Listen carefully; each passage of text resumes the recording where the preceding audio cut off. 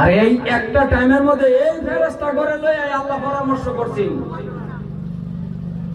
যে আমি আদম বানাইতাম, ইনসান বানাইতাম। তখন ফেরেশতারা কইছিল বানায়ও না, এরা দুনিয়াত গেলে এটা করবো সেটা করবো, বহুত কিছু অভিযোগ করছে।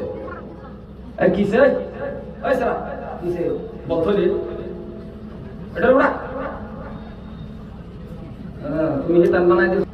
তখন ফেরেশতারা কইছেন আল্লাহ বানায়ও না, এরা এটা করবো সেটা করবো, বহুত কিছু অভিযোগ করছেন। তখন আল্লাহ কইছেন কালা ইন্নী আ'লামু মা লা তা'লামুন।